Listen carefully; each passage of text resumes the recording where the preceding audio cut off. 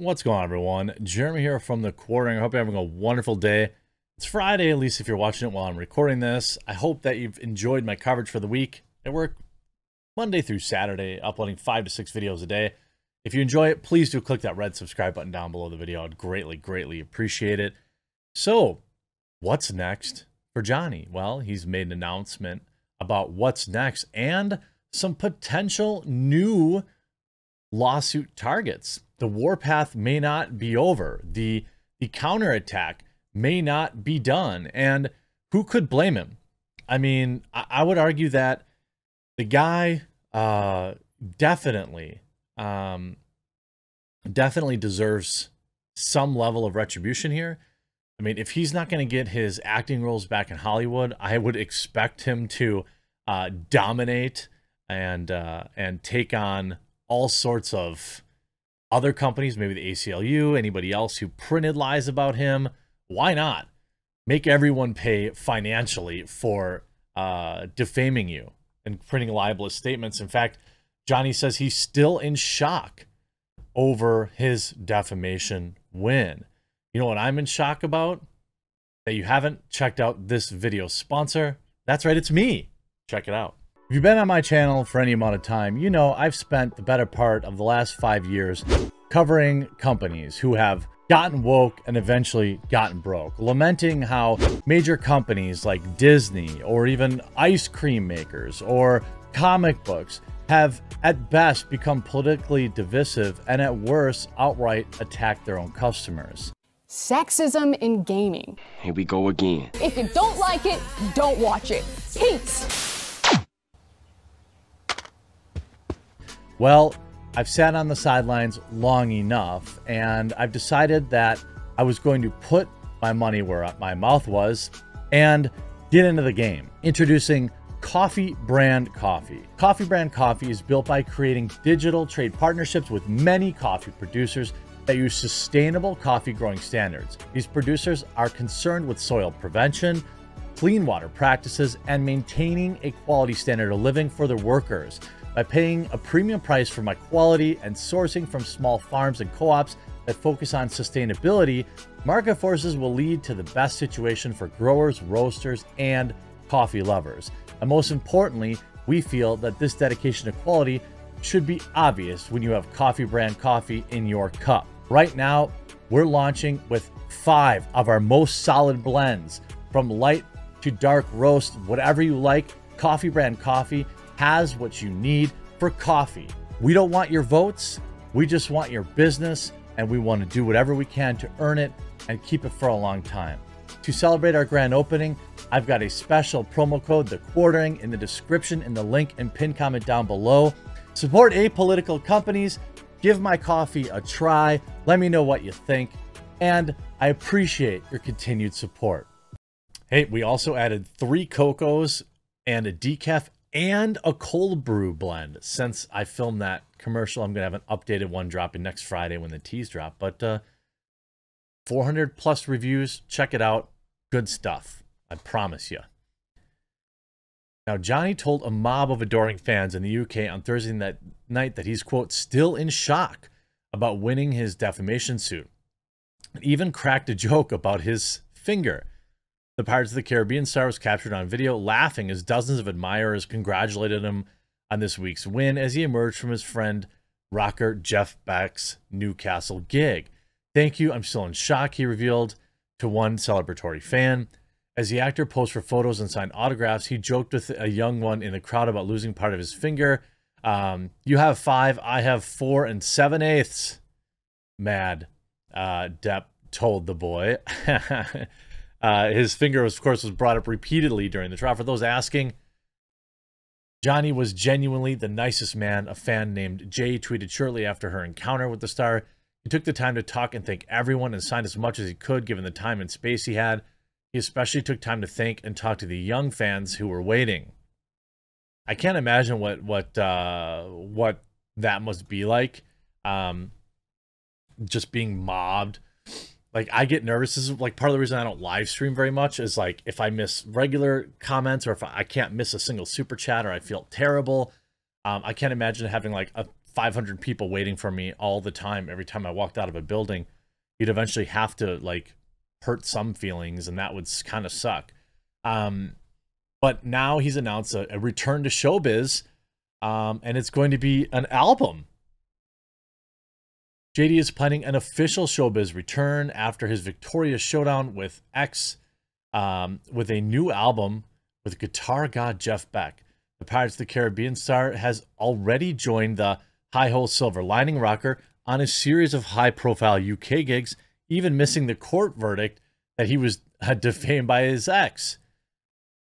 The guitar maestro then revealed what his Hollywood star pal was going to do next, teasing the crowd about an upcoming album while gushing about their friendship. I met this guy 5 years ago. We've never stopped laughing since, he told the crowd. We actually made an album.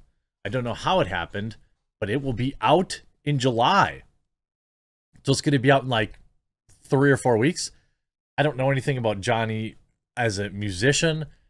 Probably doesn't play the type of music I love, but I do love Jeff Beck, you know, Yardbirds, stuff like that. So, you know, it'd be pretty interesting to hear, you know, hear about, you know, what that's coming up to. In terms of, you know, in terms of what's next, well, he may be going after the ACLU now. The ACLU must share the blame in defaming Johnny for ghostwriting her op-ed, a legal scholar said. As others argue, the verdict could mark the end of Me Too and be a blow against cancel culture. This via foxnews.com. Quote, I think one of the underreported aspects of this, it has been reported, but maybe not as much focus, is that the ACLU apparently, from the testimony and other things, had some hand, maybe a major hand, in drafting this op-ed and put aside any potential liability for them. Why are they doing this? Why is the ACLU getting involved in a Hollywood couple's fight? I mean, this is something that we've all asked, you know, that we were all wondering, you know, it felt weird. Well, I know why. It's because they suddenly got pledged $3.5 million. So it said, why is the ACLU getting involved in the Hollywood couple's fight? And I think people need to really ask, what has gone wrong at the ACLU? Oh, so much. This is why they're spending, this is what they're spending their time on, Cornell law professor William A. Jacobson told Fox. When explaining that she hasn't fulfilled her $3.5 million donation from a divorce settlement to the ACLU, the organization's COO and general counsel Terrace Daughtry said in a pre-recorded testimony that the ACLU actually drafted the now infamous op-ed at the center of the case. How mad is she at the ACLU right now? How mad is she? They probably told her, like, hey, you're going to be fine. We're going to make you famous. This is a win-win for both of us. You know, he testified that the ACLU named her as an ambassador on women's rights with a focus on gender-based bad behavior, and essentially served as ghostwriters for the op-ed that the jury has since found liable for the defamatory comments. Quote, if the ACLU had a major hand in drafting this, that appears to be what happened, then they would be just as liable, potentially, as the Washington Post. Maybe more so because they had hands in drafting it. Daughtry said the ACLU did not immediately respond to requests for comment.